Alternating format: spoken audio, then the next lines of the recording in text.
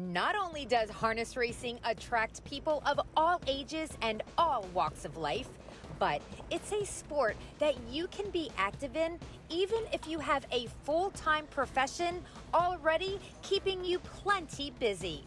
Dan Minton is one of those people. The Laurel, Delaware resident has a career as a police officer, but also trains and manages a stable of Standardbreds.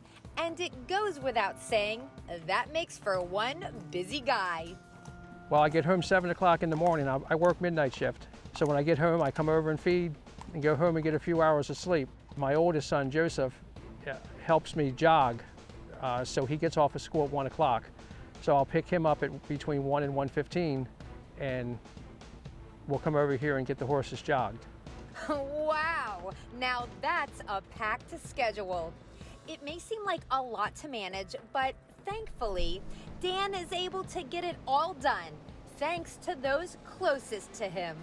There's my wife, Heather. We've been married for 20 years. She is my partner slash owner, as far as she owns a couple of the horses, and I own a couple of the horses. She's an intricate part of our stable.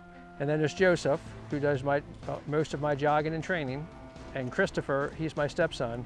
He comes in and he loves to clean buckets. Then Matthew is my youngest son. He likes to clean stalls. He's not as into the horses as everybody else, but he's getting a heck of a lot better. And then my daughter is Sadie. She's going to be a great horsewoman one day. She's 15 and she can dress a horse. She can, put boots on, and she's a very important part. Everybody, it's a family business. I told him that I wouldn't take all the credit for our success. It's a family business. We all pitch in and we all do our part. Right now I have one horse racing out of a stable of 4, Always Be Wayne. He's raced twice, he's had a win, he won his first start, and then his last start he was 4th. I believe he's going to be a nice horse when he learns how to be a racehorse. He's still green as grass. Another horse in Dan's barn who has brought a lot of joy to the Minton family is a 4-year-old trotter named Barrett Hill. It was December 2020.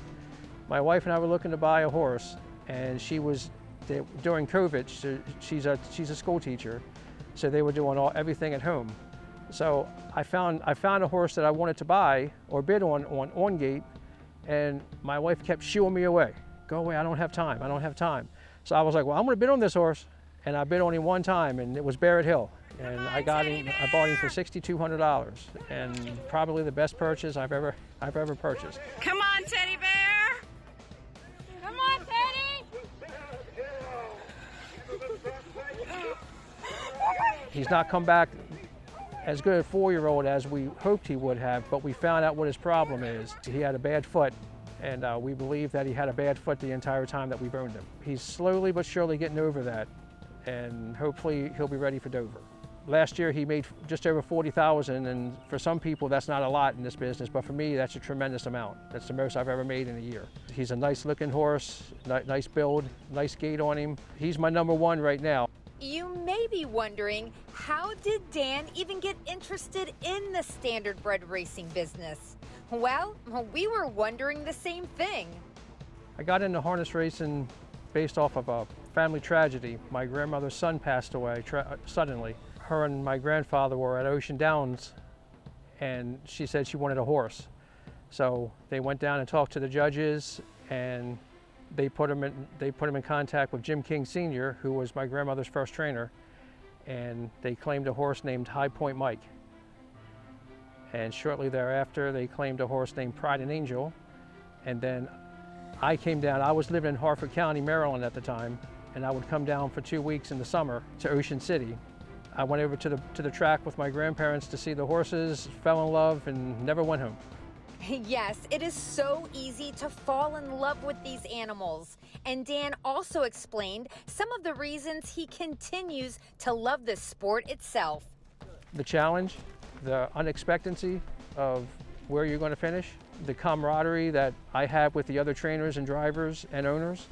I love talking to people. I'm a talker by nature. That's probably why I make a good police officer, in my opinion. And speaking of his journey in law enforcement, That inspiration came later in life, at the age of 30. I was working for Richard Ringler back in 2001, and 9/11 happened.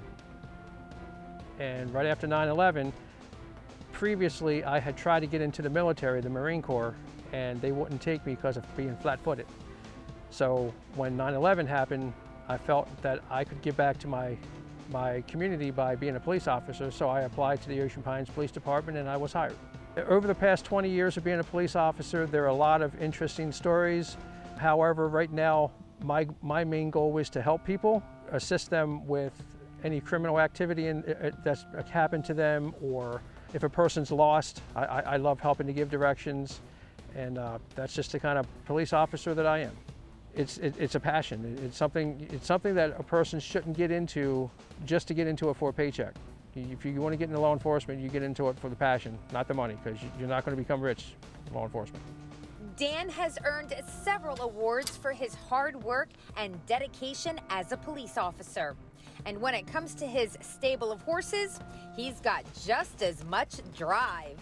Although there's a lot to juggle during the day, Dan's love and commitment to both professions keeps him right on track. In the past, it was easy to manage, but it's getting a little crazier now.